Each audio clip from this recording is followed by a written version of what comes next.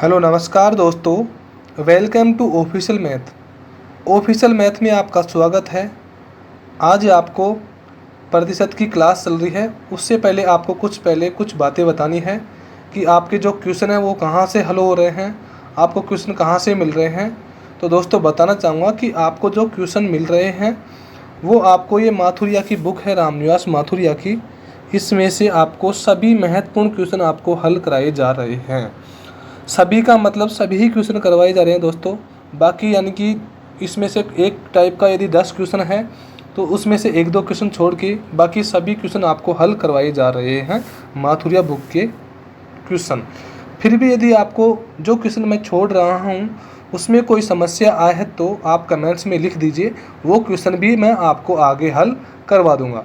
तो ठीक है दोस्तों, आपको ये बुक के बारे में पता लग गया होगा कि रामनिवास माथुरिया बुक है, एग्ज़ाम की दृष्टि से काफ़ी बेस्ट बुक है। बाकी आप अपने बुक के क्वेश्चन उठा के भी देखिए, एग्ज़ाम से काफ़ी मिलते जुलते हैं और आप प्रैक्टिस कीजिए बुक में भी। और यदि फिर भी कोई क्वेश्चन में आपको समस्या आ रही है तो आप क्वेश्चन कमेंट में लिख दीजिए, आपको क्वेश्चन का हल आगे की क्लास में मिल जाएगा। दोस्तों आज का पहला क्वेश्चन है आपका,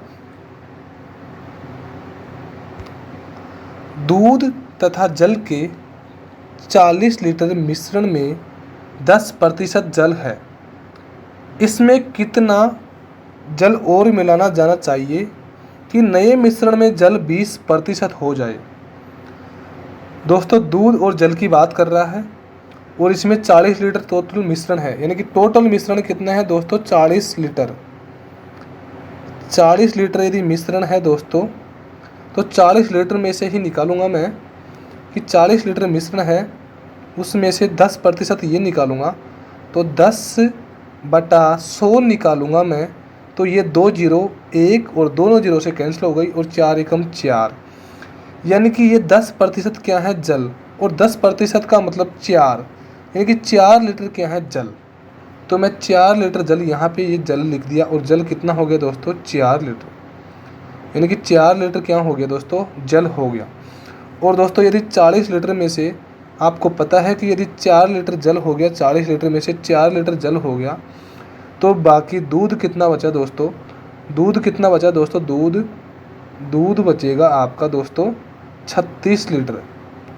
कितना बचेगा दोस्तों 36 लीटर, यानी कि जल तो कितना हो गया दोस्तों 4 लीटर और दूध कितना हो गया दोस्तों, दूध हो गया आपका 36 लीटर। इसमें आपको कोई समस्या नहीं कि जल तो हो गया 4 लीटर और दूध कितना हो गया 36 लीटर। अब मैं इसको यहाँ से हटा रहा हूँ क्योंकि क्वेश्चन हल करने में थोड़ी सी जगह चाहिए, तो यहाँ से हटा दिया। बताना चाहूँगा दोस्तों कि 4 लीटर जल है और 36 लीटर क्या है दूध है। अब इसमें क्वेश्चन में आगे क्या बोला कि इसमें कितना जल और मिलाना चाहिए, यानी कि दोस्तों जल ही तो मिला रहा है, दूध थोड़ी मिला रहा है। तो जल मिलाएगा तो प्लस करेंगे, कितना मिला रहा है यानी कि कितना जल मिलाना चाहिए। कितना का तो मुझे पता नहीं, पर मैंने यहाँ पे मान लिया x, यानी कि x जल मिल रहा है। तो नए मिश्रण में जल कितना होगा 20%, यानी कि नया मिश्रण होगा आगे जो भी, उसमें 20% क्या होगा दोस्तों जल, यानी कि 20% क्या होगा जल। 20 के साथ में प्रतिशत लग रहा है और प्रतिशत को मैं दोस्तों यहाँ से हटाऊँगा तो बटे में क्या लगा दूँगा 100। इसको काटा तो कितना आ गया 1/5, यानी कि 20 एकम 20 और 20 5 100, यानी कि इसको काटने पे दोस्तों कितना आ गया 1/5 आ गया दोस्तों। आगे है दोस्तों, यानी कि एक तो जल है और 5 में से यदि एक जल है एक, तो बाकी दूध कितना बचा, 5 में से यदि एक जल हो गया तो दूध कितना बचा दोस्तों 4, यानी कि 20% का मतलब यही हुआ कि 1/5, 1/5 में टोटल कितना है 5, जिसमें से एक, यानी कि 20% जल है तो 20% का मतलब कितना हो गया 1। यदि एक जल है तो 5 क्या बचेगा, 5 में से यदि एक जल है तो 4 क्या बचेगा दोस्तों दूध बचेगा, यानी कि 1/4 इसको मैंने यहाँ पे लिख दिया। अब तो दोस्तों क्वेश्चन ईजी हो गया। 4 गुणा 4 करूँगा तो कितना हो गया 16, प्लस 4 गुणा x करूँगा तो कितना हो जाएगा दोस्तों 4x, बराबर का चिन्ह है यहाँ पे। 36 गुणा 1 करूँगा तो कितना हो जाएगा दोस्तों 36। ये हमारा समीकरण बन गया दोस्तों। प्लस का 16 है, यहाँ से उठ के यहाँ पे आएगा, किस में हो जाएगा माइनस में। तो प्लस का 16 माइनस में हुआ तो कितना बच गया दोस्तों यहाँ पे 20 बच गया। चिन्ह किसका है, बराबर का। यहाँ पे 4x बराबर कितना है दोस्तों 20, तो मान किसका चाहिए x का, तो 4 को नीचे ले जाऊंगा तो x बराबर कितना हो जाएगा दोस्तों 5, यानी कि x बराबर 5 हुआ और हमारा आंसर भी कितना आ गया 5, यानी कि 5 लीटर जल और मिलाना चाहिए। हमारे क्वेश्चन का आंसर क्या आ गया दोस्तों 5 लीटर।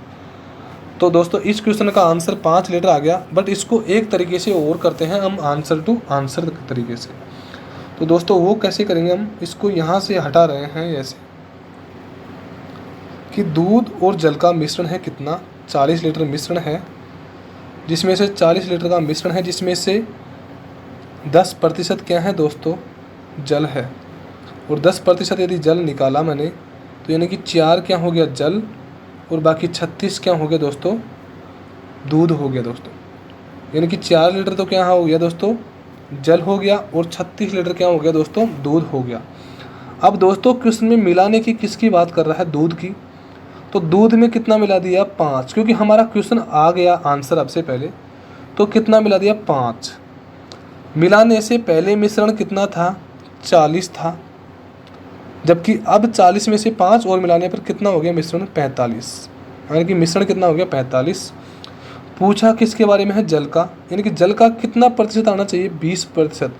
यदि 5 और 4 9, यानी कि पहले जल 4 था 5 और मिला दिया, अब जल कितना हो गया 9, और अब किस में से होगा 40 में से होगा या 45 में से होगा, क्योंकि दोस्तों पुराना मिश्रण तो 40 है जबकि वर्तमान कितना है 45 में से, और गुणा किससे करेंगे 100 से, क्योंकि प्रतिशत में बोला है 9 5 45, 5 बढ़ गया, और 5 का भाग 100 में देंगे तो कितना आएगा 20%, यानी कि 20% क्या हो गया दोस्तों जल।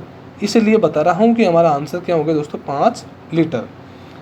दोस्तों नेक्स्ट क्वेश्चन है हमारा,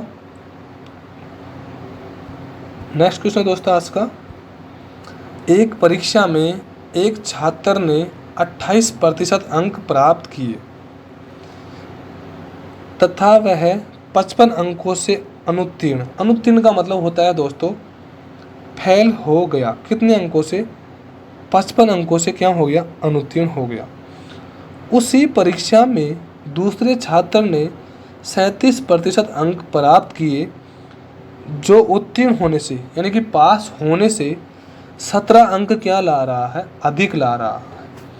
दोस्तों क्वेश्चन को आपको मैंने जस्ट इससे पहले की क्लास में दोनों तरीके से बताया था, बस इसमें आपका एक ही तरीके से बताया जाएगा जो इम्पोर्टेंट है, उससे आपका क्वेश्चन हर तरीके से यानी कि पूरा क्वेश्चन में कुछ भी पूछेगा तो आप जवाब दे सकते हो।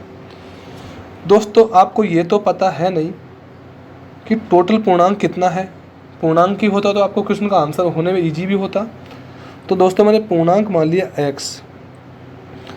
x में से 28% यानी कि टोटल पूर्णांक मान लिया x, उसमें से कितना 28% अंक प्राप्त किए, यानी कि x में से कितने 28% अंक प्राप्त कर लिया, यानी कि 28/100, कोई समस्या नहीं। तथा वह 55 अंकों से क्या हो गया अनुत्तीर्ण यानी कि फेल हो गया, यानी कि 55 अंकों से क्या हो गया दोस्तों फेल हो गया। दोस्तों 55 अंकों से यदि फेल हो गया तो मेरे को क्या करना है, इसको पास करना है। पास करना है तो 55 अंक जोड़ दूंगा बराबर का। दूसरी कंडीशन में भी मैंने पूर्णांक को मान लिया x, क्योंकि x ही मानूंगा समान ही होगा पूर्णांक, तो पूर्णांक अलग अलग थोड़ी होगा उसी एग्जाम में, यानी कि एक ही एग्जाम की बात कर रहा है दोस्तों, तो पूर्णांक तो समान होगा दोनों का। तो आगे बोला है कि उसी परीक्षा में दूसरे छात्र ने 37% अंक प्राप्त किए, यानी कि पूर्णांक x है उसमें से कितना 37% अंक प्राप्त किए, तो उत्तीर्ण होने से न्यूनतम अंकों से 17 अंक, यानी कि इसमें 17 अंक अधिक ला रहा है, तो 17 अंक यदि माइनस भी करूँगा दोस्तों तो भी क्या हो जाएगा वो पास हो जाएगा। यानी कि दोस्तों इस कंडीशन में मेरे को पास करना है और इस कंडीशन में मेरे को पास करना है, यानी कि यहाँ पे भी वो स्टूडेंट पास हो गया, माइनस किया 17 और यहाँ पे प्लस किया 55, तो भी क्या हो गया दोस्तों पास हो गया। यानी कि दोनों कंडीशन में दोस्तों क्या हो गया पास हो गया। आगे है दोस्तों, अब क्वेश्चन में जो भी पूछा है, यानी कि पूछा क्या है उत्तीर्ण अंक, यानी कि पास होने के लिए क्या अंक चाहिए। अब दोस्तों पास होने के लिए अंक तो जब मिलेगा जब हमको टोटल यानी कि x का मान मिलेगा, और x का मान तब मिलेगा जब हम 28 को x के गुणा करेंगे, तो दोस्तों कितना हो जाएगा 28x हो जाएगा। चिन्ह है बीच में प्लस का तो प्लस लगा दिया। 55 गुणा 100 करेंगे तो कितना हो जाएगा दोस्तों 5500, यानी कि 5500। ठीक है, आगे चिन्ह है दोस्तों बराबर का।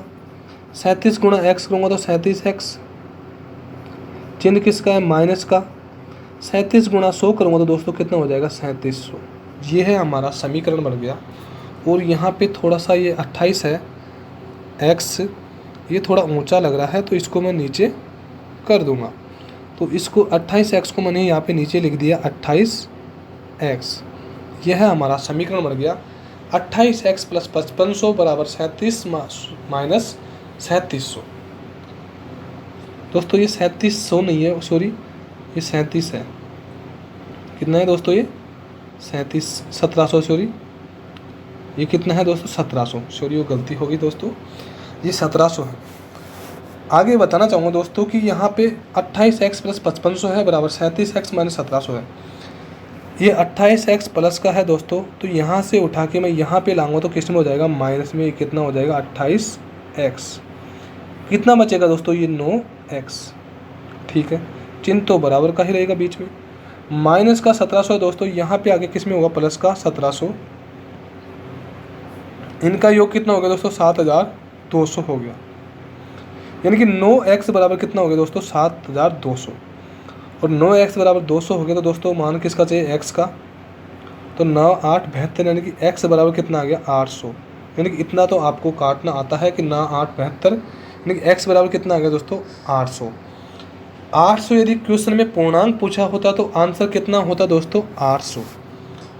जबकि दोस्तों क्वेश्चन में पूर्णांक नहीं पूछा है, क्वेश्चन में पूछा है कि उत्तीर्णांक, सॉरी यानी कि पास होने के लिए कितने चाहिए दोस्तों। तो दोस्तों यदि पास होने के लिए चाहिए हमको, तो हमको x बराबर 800 चाहिए, यानी कि ये तो हमको हल कर लिया कि x बराबर कितना है 800। x बराबर तो 800 है, इसमें कोई समस्या नहीं है दोस्तों। तो x की जगह हम 800 रख के देख लेंगे, हमको आंसर मिल जाएगा। यानी कि x की जगह 800 रख दिया, मल्टीप्लाई 28/100 कर दिया, प्लस कितना है दोस्तों 55 करना है क्योंकि पास करना है पहली कंडीशन में। दूसरी कंडीशन में भी दोस्तों 800 रख दिया, पूर्णांक 37%, 37/100, और माइनस कितना करना है दोस्तों 17, क्योंकि पास करना है दोनों कंडीशन में। ये 2 जीरो से 2 जीरो कैंसिल हो जाएगा दोस्तों, 8 8 64 4 हो गया, और 8 दूनी 16 और 6 कितना हो गया दोस्तों 22, यानी कि 224। तो ये गुणा करने पे हो गया, यानी कि 800 का 28% निकालूंगा दोस्तों तो 224 तो ये हो गया, और इसमें 55 और ऐड करूंगा दोस्तों तो ये हो जाएगा 279, यानी कि 279, यानी कि उत्तीर्णांक कितना हो गया 279। जबकि प्राप्त कितना किया था पहली कंडीशन में 224। दूसरी कंडीशन में देखते हैं दोस्तों, 2 जीरो से 2 जीरो कट गई, 8 7 56, हासिल का 5, 8 3 24, और 5 कितना हो गया दोस्तों 29, यानी कि 296। इसमें से माइनस करूँगा 17, तो इस कंडीशन में भी दोस्तों कितना आएगा 279, सॉरी। अब दोस्तों यानी कि पूर्णांक तो आपको पहले निकालना सिखाया था, पूर्णांक दोनों कंडीशन में 800 है, 55 अंक जोड़ दिया, यानी कि 224 पहली कंडीशन में 28% प्राप्त किया, 296 दूसरी कंडीशन में 37% प्राप्त किया, इसके 17 अंक अधिक हैं तो 269 हो गए, 82 हो गए, और इसके 55 अंक कम है तो इसमें 269 हो गए। 224 में 55 जोड़ूंगा तो 269 होंगे, और 296 में 17 माइनस करूँगा तो कितना होगा 269, यानी कि पास होने के लिए कितने चाहिए 269। इस कंडीशन में भी यही आ रहा है और इस कंडीशन में भी यही आंसर आ रहा है, इसलिए यहाँ पे बराबर का चिन्ह लगाया था।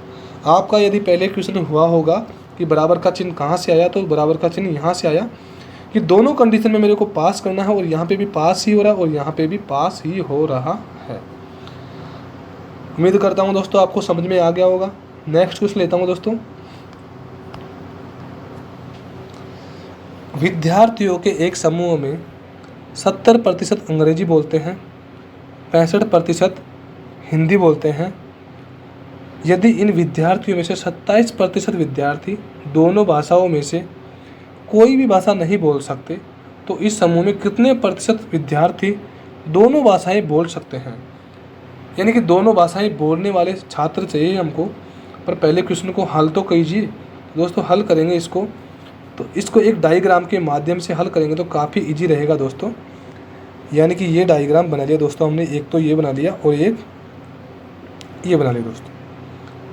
क्वेश्चन में बोला है दोस्तों कि 70% क्या बोलते हैं अंग्रेजी, यानी कि इंग्लिश लिख दिया मैंने, इंग्लिश। दूसरी कंडीशन में दोस्तों क्या है, 65% क्या बोलते हैं दोस्तों हिंदी। 65% क्या बोलते हैं दोस्तों हिंदी, यानी कि एच लिख दिया। यदि इन विद्यार्थियों में से 27% विद्यार्थी दोनों भाषाओं में से कोई भी भाषा नहीं बोलते, दोस्तों आपका ही जवाब रहेगा कि 70% भी बोलने वाले हैं और 65% भी बोलने वाले हैं। तो क्या 27% बीच में थोड़ी लिखाऊंगा यहाँ पे, क्योंकि ये तो नहीं बोलने वाले हैं। तो लिखना क्या है मेरे को यहाँ पे, बोलने वाले, ना कि मैं नहीं बोलने वाला नहीं लिख सकता। लिखूंगा क्या यहाँ पे, बोलने वाला लिखूंगा, क्योंकि ये भी बोलने वाले हैं और ये भी बोलने वाले हैं। तो यहाँ पे दोनों भी क्या होंगे, बोलने वाले। तो इसलिए मैं आगे क्वेश्चन में क्या लिखूंगा, बोलने वाले लिखूंगा, बोलने वाले लिखूंगा दोस्तों। तो यहाँ पे 100 में से यदि 27% दोनों भाषाएं नहीं बोलते हैं 100 में से, तो 73% तो दोनों भाषाएं बोलते ही होंगे दोस्तों, बोलते ही तो है ना। तो 73% छात्र दोनों भाषाएं बोलते हैं, जो इंग्लिश भी बोलते हैं और हिंदी भी बोलते हैं। दोनों भाषाएं क्या बोलते हैं, 73% छात्र बोलते हैं। अब तो दोस्तों उम्मीद करता हूँ कि आपको समझ में आ गया होगा कि मैं क्या बोलना चाह रहा हूँ, कि अब 73% क्या बोल रहे हैं, दोनों भाषा बोल रहे हैं दोस्तों, यानी कि इसको यहाँ से ऐड कर दिया। अब दोस्तों 70% इंग्लिश बोलने वाले हैं और 65% हिंदी बोलने वाले हैं, जबकि दोनों भाषा बोलने वाले कितने हैं, 73। दोस्तों मेरे को ये बताइए टोटल ये कितना होगा, 100% होगा, और यहाँ से भी ये टोटल कितना होगा दोस्तों, 100% होगा, क्योंकि इधर से यहाँ का मान 100% है और इधर से यहाँ के भी मान कितना हो गया, सॉरी 100% है इसका मान, ठीक है। पर दोस्तों बताना चाहूँगा कि इसमें ये भी बीच में आ रहा है इधर से, यानी कि इसको मैं यहाँ से ले रहा हूँ तो यहाँ तक तो कितना है, 65%, और इसको मैं यहाँ से ले रहा हूँ यहाँ तक, तो ये भी कितना हो गया, 70। जबकि इसमें ये भी ऐड हो रहा है इसमें, और इसमें भी ये ऐड हो रहा है, यानी कि ये चीज़ 2 बार क्या हो रही है दोस्तों, रिपीट हो रही है, दोनों तरीके से क्या हो रही है, रिपीट हो रही है।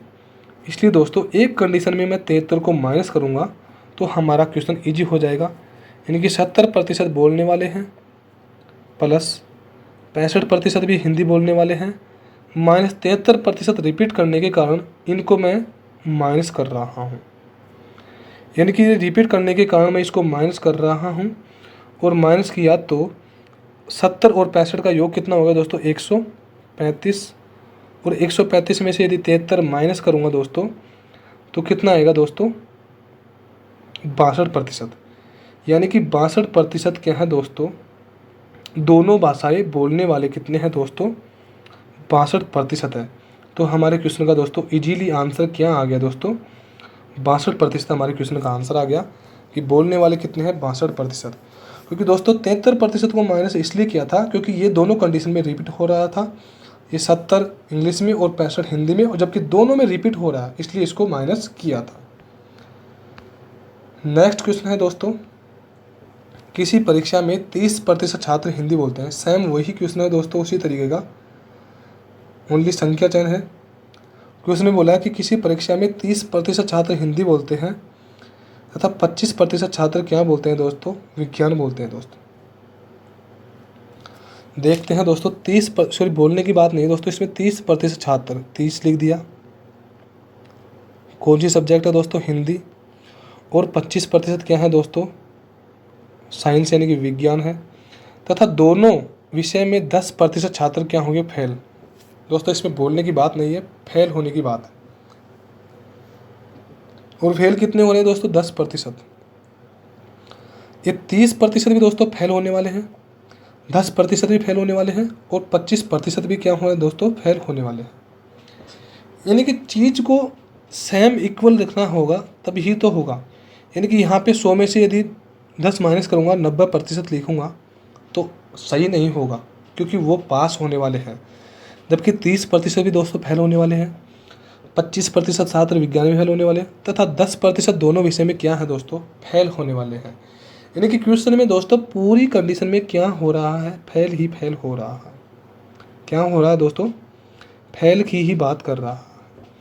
अब दोस्तों 30 यानी कि यहाँ से ये टोटल कितना हो गया 100, जिसमें से दोस्तों यहाँ तक कितना हो गया, यहाँ तक 30 हो गया, यानी कि 10 इसमें रिपीट हो गया। बिल्कुल क्लियर है। उसी कंडीशन में ये कितना हो गया दोस्तों 25 यहाँ तक, इसमें ये 10 भी रिपीट हो गया, यानी कि 10 दो बार रिपीट हो रहा है। 2 बार 10 रिपीट होने के कारण मैं 10 को ओनली एक बार ही लूँगा, इसलिए दोस्तों 10 को मैं एक बार लेने के कारण 30% मैंने प्लस कर दिया, उसके बाद में 25% को मैंने प्लस कर दिया और 10% को वन टाइम माइनस कर दिया, तो जितने भी फेल होंगे वो मेरे सामने आ जाएंगे। 30 और 25 का योग दोस्तों 55 होगा और 55 में से 10% यदि माइनस करूँगा कितना बचेगा दोस्तों 45%, यानी कि 45% दोनों विषय में क्या हो रहे हैं दोस्तों, फेल हो रहे हैं अभी दोनों विषय में। जबकि क्वेश्चन में क्या पूछा है, कितने प्रतिशत छात्र उत्तीर्ण यानी कि पास हुए। 100 में से दोस्तों यदि 45% छात्र फेल हो गए तो पास होने वालों की संख्या आप क्लियर बता दोगे कि कितनी होगी दोस्तों 55%। हमारे क्वेश्चन का आंसर इजीली कितना हो गया 55%।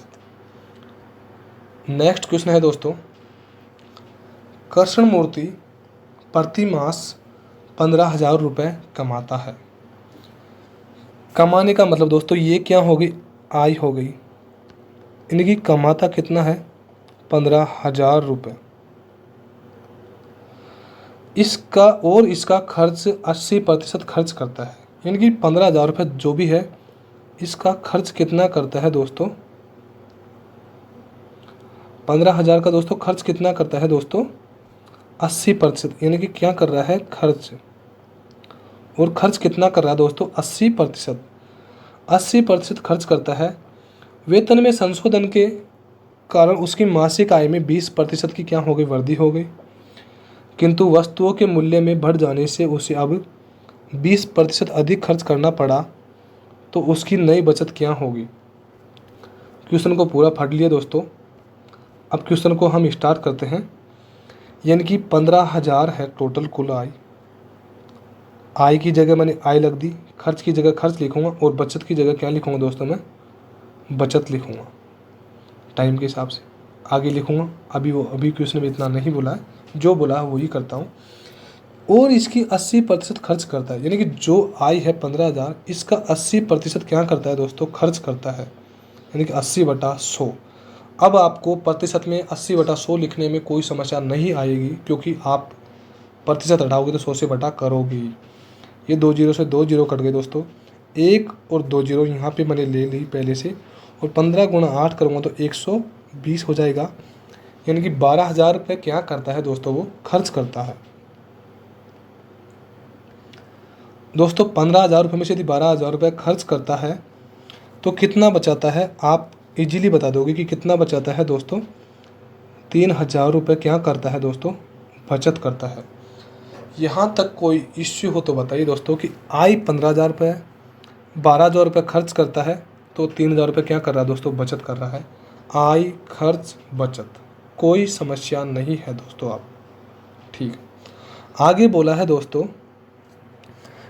यदि वेतन में संशोधन के कारण इसकी मासिक आय में 20% की क्या हुई दोस्तों, वृद्धि होगी, यानी कि आय उसकी 15,000 है, उसमें 20% की वृद्धि, यानी कि 20% की वृद्धि यानी कि 120 कर दी, यानी कि 100 उसकी आय थी पहले, उसमें 20% की क्या कर रहा है, वृद्धि की, तो 120 हो गई। फिर 2 जीरो से 2 जीरो गई दोस्तों, 1 जीरो तो यहाँ से ले लीजिए और 1 यहाँ से ले लीजिए, यानी कि जीरो का सिस्टम हटा दिया। 12 5 60, जीरो आ गया, हासिल का 6, 12 1 12 और 6 कितना हो गया दोस्तों 18,000। यानी कि वेतन में संशोधन के कारण पहले आय 15,000 थी, तो अब कितनी है दोस्तों 18,000। पहले आय 15,000 थी तो अब कितनी है दोस्तों 18,000, यानी कि अब आय कितनी हो गई 18,000, जबकि पहले कितनी थी दोस्तों 15,000। दोस्तों 15,000 में से बढ़ के कितनी हो गई दोस्तों 18,000, आय कितनी हो गई अब 18,000। ठीक, आगे है, किंतु वस्तु के मूल्य बढ़ जाने से उसे अब 20% अधिक खर्च करना पड़ा, यानी कि जहाँ पे पहले 12,000 रुपये खर्च कर रहा था उससे 20% अधिक, यानी कि 120। बटा 100। 2 जीरो से 2 जीरो कट गई, 1 और 2 जीरो यहाँ पे उतार ली और 12 गुणा 12 करेंगे तो 144। यानी कि पहले यदि खर्च 12,000 रुपये कर रहा था तो अब कितना कर रहा है? 14,400। कितना कर रहा है दोस्तों? 14,400 खर्च कर रहा है। तो दोस्तों अब क्वेश्चन में क्या पूछा है ओनली वो देखिए। क्वेश्चन में पूछा है दोस्तों, तो उसकी नई बचत क्या होगी? इतनी इजी बात पूछिए दोस्तों। 15,000 रुपये कमाता है, 12,000 रुपये खर्च करता है, 3,000 रुपये बचा। दूसरी कंडीशन में 18,000 रुपये कमाता है, 14,400 रुपये खर्च करता है, तो 3,600 रुपये ही तो बचत होगी ना दोस्तों। तो आंसर सीधा सा कितना आ गया? 3,600, क्योंकि इसमें से यह माइनस करूँगा, आय में से यदि खर्च माइनस करूँगा तो बचत आएगा, आय में से यदि खर्च माइनस किया तो क्या आ गया दोस्तों? बचत आ गया। तो दोस्तों हमारे क्वेश्चन का आंसर कितना हो गया दोस्तों? 3600 हो गया। अब दोस्तों आपको एक थोड़ा सा इश्यू आ रहा होगा, वो आपको इस क्वेश्चन में अभी थोड़ा सा आगे बता रहा हूँ। देखिए कि दोस्तों 15,000 आय है, इसमें 20% की वृद्धि की आय में, तो 120 क्यों लिखा? तो दोस्तों 100 है आय, इसमें 20% की वृद्धि कर दी तो कितना हो गया? 120 हो गया। यानी कि आय यदि 100 थी, इसमें से 20% की वृद्धि कर दी तो 120 हो गई। और 120 के साथ में प्रतिशत लग रहा था तो इसको हटाऊंगा तो बट्टे में क्या कर दूंगा दोस्तों? 100। इसलिए 120 बटा 100 किया। यदि 20% वृद्धि की जगह 20% कमी बोला होता दोस्तों यहाँ पे क्वेश्चन में, तो कमी भी यहीं पे होती कि 80 बटा 100, क्योंकि कमी भी यहीं पे होती और वृद्धि भी यहीं पे होती है। इसलिए दोस्तों आपको ये इश्यू नहीं आ रहा होगा कि कमी और वृद्धि। आपको यदि इश्यू आ रहा है तो आपको अब समझ में आ गया होगा। नेक्स्ट क्वेश्चन लेते हैं दोस्तों। ए का वेतन बी के वेतन का 40% है। दोस्तों ए है, बी है और सी है। इसमें आपको अनुपात से रिलेटेड भी थोड़ा सा क्वेश्चन मिलेगा, बट आपको बातें पूरी बातें अनुपात में मिल जाएगी। अभी कुछ इसमें यहीं पे क्वेश्चन में मिलेगी। ए का वेतन बी के वेतन का 40% है। दोस्तों सबसे पहले तो मैं 40% है तो इसके साथ में प्रतिशत लग रहा है तो इसका मतलब निकालना सीखूंगा। 40% का मतलब क्या है? 20 दूनी 40 और 20 5 100, यानी कि 2/5 40% का मतलब है दोस्तों। और ये 2/5 40% का मतलब है दोस्तों, 2/5 है। तो क्वेश्चन में क्या बोला है? 2/5 यदि 40% का मतलब है तो बी के वेतन का 40%, यानी कि बी का वेतन यदि 5 है, उसका 2 क्या है? ए, यानी कि 2 5 का 40% ही है दोस्तों। यानी कि बी का यदि 5 है, बी के वेतन का 40%, यदि बी का वेतन 5 है तो ए का वेतन कितना हो गया दोस्तों? 2 हो गया। दोस्तों वैसे आप बड़ा करके करते हो तो थोड़ा इशू रहेगा, इसलिए मैं आपको संख्या छोटी करके इसलिए इजी बता रहा हूँ दोस्तों। तो ये 2/5 हटा दिया। आगे है दोस्तों बी का वेतन सी के वेतन का 25%। दोस्तों 25% का मतलब 25/100, यानी कि 1/4। यानी कि सी का वेतन यदि 4 है, सी के वेतन का 25%, यानी कि सी का वेतन 4 है तो उसका एक क्या हो गया? ए का वेतन, सॉरी बी का वेतन। यानी कि सी के वेतन का 25% किसका वेतन है? बी का वेतन। यानी कि 1/4 का 25% ही है, क्योंकि निकाल के देख लो, 100 से निगुणा करेंगे तो 25% आएगा। यानी कि सी का वेतन यदि 4 होगा तो ए का वेतन कितना होगा? 1 होगा। कितना होगा? सॉरी बी का वेतन कितना होगा? 1 होगा। आगे दोस्तों अब तो ये अनुपात का क्वेश्चन है, अब तो क्वेश्चन तो पूरा हल हो गया। अब तो ओनली इसमें अनुपात करना है, और अनुपात में आपको, यानी कि साथ में है तो ये अनुपात हो गया, ये भी अनुपात हो गया, ये भी अनुपात है और ये भी क्या होगा? अनुपात। और अनुपात है तो ये प्लॉट में जगह खाली है तो किसका हक होगा? 1 का, तो यहाँ पे 1 लिख दिया। यहाँ पे जगह खाली है तो किसका हक होगा? 5 का होगा। गुणा करेंगे 2 एकम 2, 2 आ गया। 5 एकम 5, 5 आ गया। और 5 चौका 20, 20 आ गया। 2 5 20 अनुपात आ गया। अब क्वेश्चन में क्या पूछा है बता दीजिए। ए का वेतन सी के वेतन का, ए का वेतन कितना है? 2 बटा सी के वेतन का, यानी कि 20 का कितना प्रतिशत, यानी कि 100 कर देंगे। 20 5 100, 5 बढ़ गया और 5 दूनी 10, यानी कि कितना प्रतिशत आंसर आ गया दोस्तों? 10% आंसर आ गया। यानी कि निकालना हमको थोड़ा सा हार्ड यही पड़ रहा था, और ये भी अब तो इतना हार्ड नहीं पड़ा क्योंकि आपको संख्या छोटी कर दी, ज़्यादा बड़ी नहीं की। नेक्स्ट क्वेश्चन लेते हैं दोस्तों। राम ने अपनी आय का 4% किसी चैरिटी को दान स्वरूप दिया तथा शेष का 10% एक बैंक में जमा कर दिया। यदि अब उसके पास 8,640 रुपये बचे तो उसकी आय क्या होगी? दोस्तों, राम ने अपनी आय का 4%, यानी कि 4% को दोस्तों मैं लिखूँगा, 4% को दोस्तों मैं लिखूँगा तो यहाँ पे 4% का मान लिखूँगा मैं, तो 4/100 लिख दिया मैंने, तो 1/25 आ गया, यानी कि 4 एकम 4 और 4 25 100। यानी कि यदि राम की आय 25 थी पहले, जिसमें से एक क्या कर दिया दोस्तों, दान दे दिया, तो कितनी बची दोस्तों? 24 बची। 4% किसी चैरिटी में दान दे दिया, यानी कि 25 का एक कितना हो गया? 4% हो गया। 25 में से यदि एक दान दे दिया तो कितना बचा दोस्तों? 24 बचा। तथा शेष का 10% एक बैंक में जमा कर दिया, यानी कि 10/100, यानी कि 1/10, यानी कि 10 है टोटल। 10 में से एक किस में जमा करा दिया? बैंक में, यानी कि एक किस में जमा करा दिया? बैंक में। कितना बचा? 9। आय देखा तो कितना हो गया? 225 गुणा 10 करेंगे तो कितना हो गया? 250, और 24 गुणा 9 करेंगे तो 216। यानी कि दोस्तों आय तो होगी 250, जबकि अब कितना बच रहा है? 216। जबकि दोस्तों अपने हिसाब से तो 216 बच रहे हैं, जबकि क्वेश्चन के हिसाब से कितने बच रहे हैं? 8,640। अपने हिसाब से कितने बच रहे हैं? 216। पूछा क्या है दोस्तों? उसकी आय। आय पूछा है तो यहाँ पे आय से गुणा कर देंगे, इसको यदि भाग देंगे तो कितना आएगा? 40, यानी कि कितनी बार जाएगा? 6 4 40, यानी कि 40 आ गया। ये यदि 40 आ गया, भाग देने पे यदि 40 आ गया, यहाँ पे 1/40 आ गया, तो आय 250 बराबर क्या होगा? तो 250 से गुणा करूँगा मैं, तो यहाँ पे कितना हो जाएगा दोस्तों? 10,000। यानी कि राम की आय कितनी होगी दोस्तों? 10,000 हमारे क्वेश्चन का आंसर आ गया। यानी कि 8,640 के बराबर में 216 क्यों रखा दोस्तों? क्योंकि ये बचत है, और अपने क्वेश्चन के हिसाब से भी बचत कितनी है? 8,640। ये आय है, जो पूछा है उसको गुणा कर दिया, और जब दिया गया है उसको भाग कर दिया, तो यहाँ पे ये भाग कर दिया। नेक्स्ट क्वेश्चन है दोस्तों, बलवीर अपनी आय का 20% बच्चों की शिक्षा पर, यानी कि दोस्तों 20% का मतलब अब आपको याद करना ही होगा, 1/5 हो जाएगा, यानी कि 5 में से एक वह बच्चों की शिक्षा पर, यानी कि 4 बचा। 5 में से एक खर्च कर दिया, 5 आई है, एक खर्च कर दिया, कितना बचा? 4 बचा।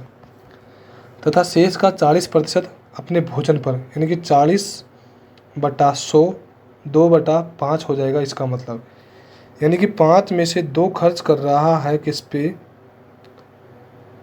भोजन पर, तो कितना बचा? 3 बचा। और थर्ड कंडीशन में शेष का 50% वह अपने बच्चों के कपड़ों पर, सॉरी अपने कपड़ों पर, यानी कि 1/2, क्योंकि 50% का मतलब कितना होगा दोस्तों? 1/2, यानी कि 2 में से एक खर्च कर रहा है किसमें? कपड़ों में। 1 बचा। दोस्तों अब तो आपका क्वेश्चन ईजी हो गया, यानी कि करना दोस्तों आपको कुछ भी नहीं है, ओनली यहाँ पे इनका फ्रैक्शन देखनी है और आपको निकालना है। 5 है, यानी कि 20% का मतलब 1/5 हो गया। 5 में से 1 माइनस के 4 हो गया। 40% का मतलब 2/5 हो गया। 5 में से 2 माइनस के 3 आ गया। 50% का मतलब 1/2 आ गया। 2 में से 1 माइनस हो तो 1 हो गया। अब तो दोस्तों 5 गुणा 10 किया तो 10 हो गया, 5 गुणा 2 किया तो 10 हो गया, और 10 गुणा 5 किया तो दोस्तों कितना हो गया? 50। यानी कि आय तो कितनी होगी दोस्तों? 50। अपने क्वेश्चन के हिसाब से 50 हो रही है। आगे है बचत कितनी है? 4 थी 12, यानी कि बचत कितनी हो रही है दोस्तों? 12। जबकि क्वेश्चन के हिसाब से बचत कितनी हो रही है? 14,400। क्वेश्चन के हिसाब से बचत कितनी हो रही है? 14,400 बचत हो रही है। अपने हिसाब से कितनी हो रही है? 12। ये 0 है दोस्तों। 14,400 बचत है क्वेश्चन के हिसाब से, अपने हिसाब से कितनी है? 12। पूछा क्या है? मासिक आय। 50 से गुणा करेंगे। पीछे के क्वेश्चन में थोड़ी जगह कम थी, इसलिए बराबर यहाँ पे साइड में गुणा नहीं किया। इसमें आय के बारे में पूछा है तो गुणा किससे कर दिया? 50 से।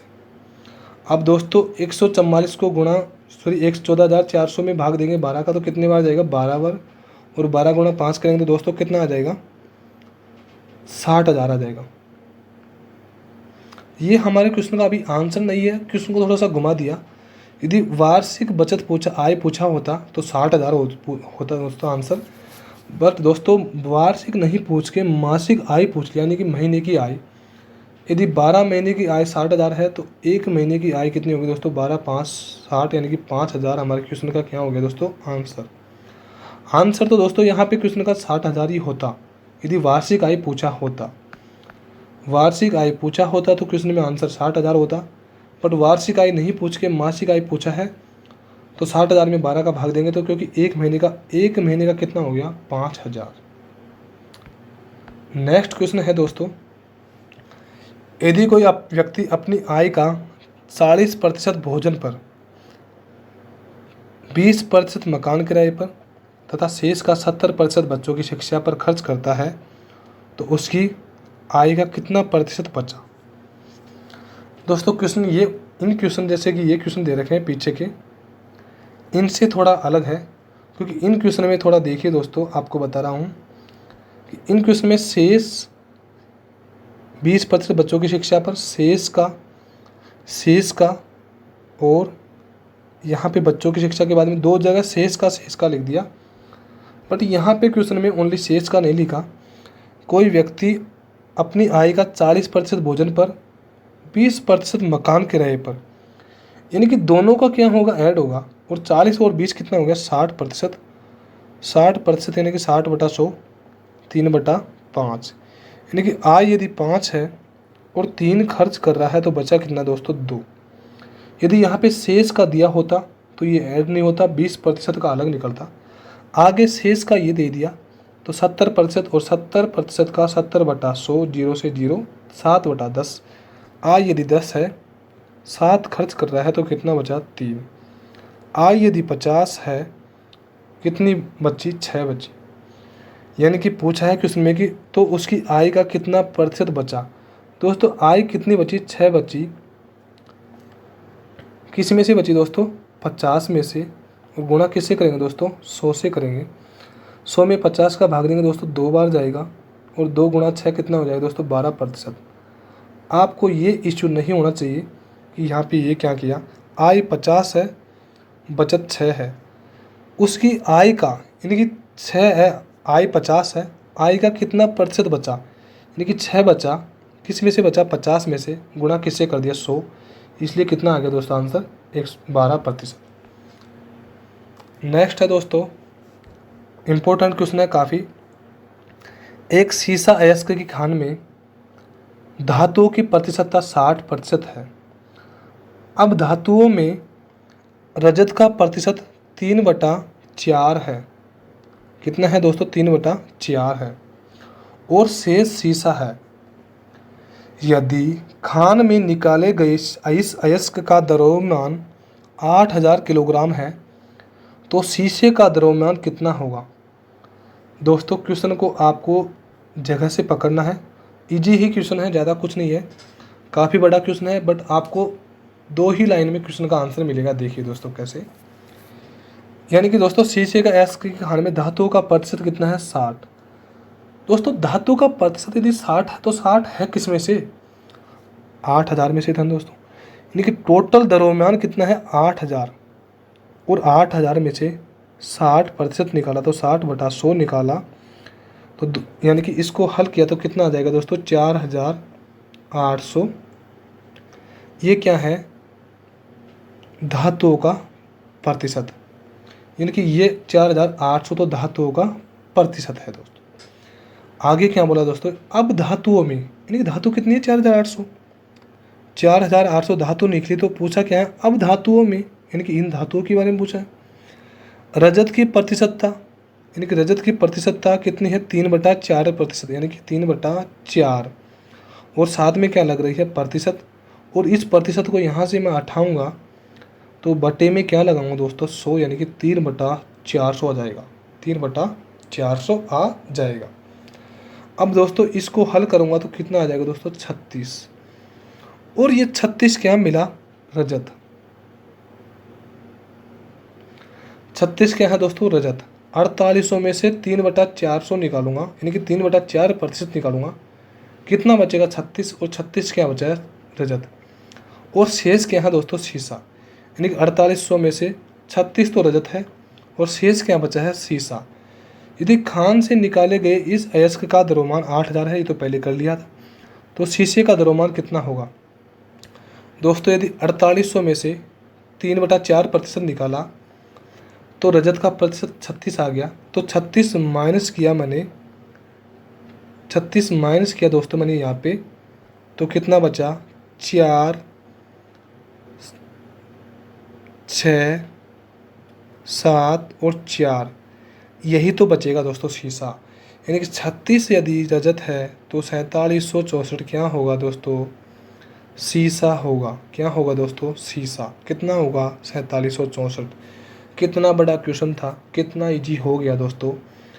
देखिए इसको वापस रिपीट करता हूँ दोस्तों क्वेश्चन को, क्योंकि काफ़ी इम्पोर्टेंट क्वेश्चन है दोस्तों ये। क्वेश्चन में बोला है दोस्तों कि टोटल 8000 ग्राम किलोग्राम है, जिसका 60% यानी कि 60/100 निकाला तो कितना आ गया? 4800। यानी कि 4800 क्या है? धातुओं में धातु है, धातुओं का प्रतिशत है। कितना? 4800। और इस 48 का कितना, यानी कि धातुओं में से, यानी कि 4800 में से 3/4% लग रहा है, तो 400 हो जाएगा, बराबर रजत। ये रजत कितना आएगा दोस्तों? 36। और यदि 4800 में से 36 यदि रजत हो गया तो माइनस किया 36, तो कितना बचा? 4764। ये क्या हो गया दोस्तों? शीशा हो गया। क्योंकि धातुओं में से रजत का माइनस कर दूंगा तो बचेगा जो शीशा ही तो बचेगा। तो हमारे क्वेश्चन का आंसर है शीशा कितना आ गया? 4764। उम्मीद करता हूँ दोस्तों आपको क्वेश्चनों में कोई समस्या नहीं रही होगी दोस्तों। फिर भी आपको यदि क्वेश्चन संबंधित कोई समस्या है तो आप थोड़ा सा कमेंट्स में लिख दीजिए, आपको क्वेश्चन नेक्स्ट डे ज़रूर मिलेगा दोस्तों। थैंक यू दोस्तों, धन्यवाद दोस्तों।